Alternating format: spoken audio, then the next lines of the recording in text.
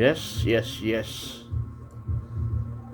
Magandang araw sa lahat ng mga kumukontra sa akin. Isa lang ako sa tumutulong sa mga pensioner, lalo-lalo na yung mga enlisted personnel at saka mga byuda na napababayaan at hindi natutulungan. Kaya ako ay kumikilos kahit ako ay nagagastusan, nauubos ang aking araw sa kakasasagot ng mga individual text messages, chat messages. Tapos may makulit pa, mga simpleng bagay lang itatanong pa sa akin. Pinagtsatsagaan ko minsan may bull out kasi nga pagod na rin ako eh. Pero ang hindi ko matanggap, mga kaibigan, ikaw na ngayon nagsasakripisyo, mayroon pa rin mga trolls nang iinsulto sa iyo o nag-iinsulto sa akin. So anyway, yung mga kalukuhan nyo babalik rin sa inyo yan. Tumutulong lang ako, nagbibigay ako ng impormasyon, at saka hindi ako maglalabas ng impormasyon na way klaro. Kasi pag nagbigay ako ng information at galing mismo sa PGMC at hindi nasa katuparan, ay mananagot sila sa akin. Now, kung nagbigay ako ng idea na hindi kami nakapag-usap ng PGMC, ay hindi ako magbibigay ng klarong sagot. Magbibigay lang ako ng idea. Mga kasama? So, doon sa mga nagsasalita laban o doon sa mga naiinggit sa akin, wala na ba magawa sa buhay nyo kung hindi manira? Ano kaya kung tumulong na lang kayo, tulungan nyo yung mga kasama natin, lalo na yung enlisted personnel na medyo walang alam kung paano gawin, at saka yung mga byuda. Tumulong na lang kaya kayo, mga kasama, mas maganda pa.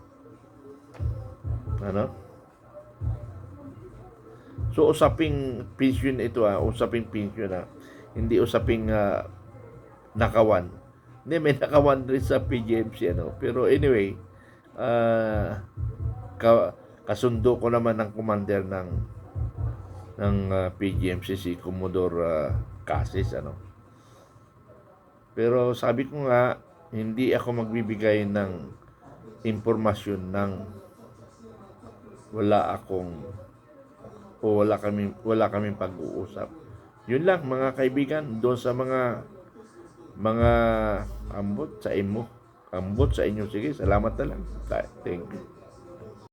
Wala akong ibang hangarin, mga kasama, mga kaibigan, kung hindi gusto kong iparating lamang sa lahat ng Pilipino na nagmamahal sa ating bayan. Patuloy tayong magbabantay sa nangyayari sa ating bansa. Masama ba yon? Masama ba yung bantayan mo ang nangyayari sa ating bansa? Masama ba yung punain ang mga nangyayari, lalo na ang korupsyon, maagang politika? Wala silang, alam nyo, sa totoo lang, ang pinaka-accomplishment ng Marcos, manira ng kapwa. Manira ng kanyang kalaban sa politika. Ganon ang Marcos. Dahil ayaw nilang manalo si Inday Sara, dahil mayroon silang kalalagyan lahat. Ang daming makukulong. Kung yung pangako niya by December 2025, mga maraming big fish makukulong, walang nangyari. May mangyayari kung iba na ang Pangulo. Lahat ng ginagawa namin ay sarili naming kusa ito dahil ayaw naming mapunta ang bansa sa walang mangyayari. Walang kinalaman ang dating Pangulong Duterte o Inday Sara. Kasi nga kung nagpundo ang mga Duterte sa amin, pinunduan kami, tapos na itong laban na ito. Tandaan nyo yan. Kung pinunduhan kami at mayroong lang kaming magamit sa pagkilos ng mga sambayan ng Pilipino, ang aming binabasihan, sigaw ng taong bayan. Karapatan namin yan, karapatan namin magsalita laban sa mga inutil na mga nasa gobyerno ngayon. Maraming salamat. Magandang gabi sa lahat ng Filipino Guerrilla Force at sa lahat ng aking mga taga-subaybay. Matagal ko nang iniisip ito, pumapasok sa isipan ko. Pagtulog, paggising, walang ginagawa, pumapasok sa isip ko.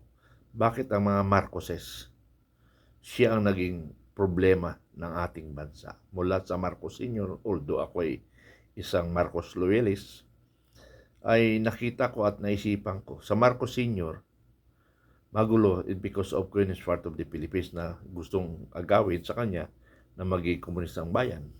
So, sino bang kalaban ng Marcos noon? Una, siyempre, Komunista Party. Then, yung Liberal Party. At tinulungan sila ng CBCP. So, napatalsik ang Pangulong Marcos Sr. Ulitin ko ang kalaban niya, Communist Party of the Philippines, Liberal Party, at saka yung CBCP, no? Ngayon, sa Marcos Jr., ang kalaban rin nila, ni Marcos Jr., ay ang retired military and uniform personnel. Ang kalaban nila. Kasama ang mga taong bayan. At narito rin si mga Duterte, kalaban ng Marcos Jr. Doon sa Marcos Sr., ang kalaban nila sa Aquino. So, lahat ba ng political career ng dalawang Marcos ay may mga individual, personal ang labanan? Bakit kaya? Nasa dugo kaya ng Marcos? Nasa dugo kaya ng Marcos na pinahirapan ng Pilipino? Pinahirapan ng National Police? Pinahirapan ang military? Alam niyo, sa totoo lang, ang Marcos kasi ang nagpagulo sa Pilipinas eh. Lagi na lang kawawa ang mga National Police at saka kasundaluhan sa kanilang mga personal interests na nadamay ang Armed Forces at Philippine National Police. Panahon nyo na kayo'y magising sa katotohanan. Maraming salamat. Kasama, maaring nakalimutan nyo na ang flood control, ang Ghost Project, at ang ICI. Ano na ang result ng ICI na sa kanilang mga investigasyon nangyari? Itinago? Bakit hindi ihayag? Di ba sabi nila, bawat nangyayari sa ICI, ilalabas nila. Hanggang ngayon, wala silang update. Ano ang nangyayari? Yung sinasabi ni Pangulong Marcos, by December, maraming makukulong na mga big fish. Asaan na? Asaan na, Pangulong Marcos, yung mga pangako mo? Lahat ng pangako mo, napako. Bangag ka kasi. Adik ka kasi. Sa totoo lang, wala kang kwentang presidente. Ginawa niyong laruan ang ating bansang Pilipinas. Yung kalukuhan ninyo, yung mga pagsisisyon-sisyon nyo, adik-adik, mga kalukuhan nyo. Bakit dinamay nyo ang Pilipino? Pangulong Marcos, binaboy nyo ang Pilipinas. Mga tarantado kayo talaga. Wala kayong pagmamahal sa Pilipino. Pati kayo mga trolls. Mga bulag kayo. Hindi nyo alam nangyayari sa ating bansa ng katotohanan. Sana magising ang lahat ng Pilipino sa nangyayari sa ating bansa. Gising, Pilipino. Yes. Good afternoon, good evening, and good morning. Nakakalungkot ang ating bansa, ano. Despite of series of corruption and series of reports, ang ating mga kababayan patuloy pa rin na ipinagtatanggol si Pangulong Marcos. Ang masaklap nito, ang mga salita nila ay hindi kanais-nais para sa isang Pilipino na nagmamahal sa ating bayan. Sana mga kasama ay ipagtanggol natin ang ating Pangulo sa pamamagitan ng nagawa niya. Hindi yung ididepensa nyo. Halimbawa, maraming kumakalat na malita-malita. Malita-malita ang problema na allegedly ay pinamamahagi niya para pangsuhol. Patunayan at may witness na at may testigo. May ebidensya. Now, para masuportahan nyo ang Pangulong Marcos, sabihin nyo yung mga proyekto na nagawa niya. Hindi katulad kay dating Pangulong Duterte, kaliwat kanan ang mga project na nagawa. At saka ramdam ng Pilipino na may nagawa ang Pangulong Duterte kaysa dito sa ating Pangulo ngayon na ang ramdam natin puro nakawan ang inatupag, politika ang inatupag. Tapos ngayon, lalabas ngayon na ang mga lumalaban sa corruption, yun ang nanggugulo. At Duterte pa. Walang kinalaman si Pangulong Duterte sa aming mga ginagawa. Honest to goodness yan. Mamatay lahat ng anak ko kung mayroong kinalaman si Pangulong Duterte sa aming aksyon o sa aking aksyon. Ang akin lang ay bantayan ang bansang Pilipinas na hindi mapunta sa putikan. Yun lang yung akin. Labanan ng korupsyon, labanan ng Partido Komunista, masaya na ako na pumanaw sa ibabaw ng mundo.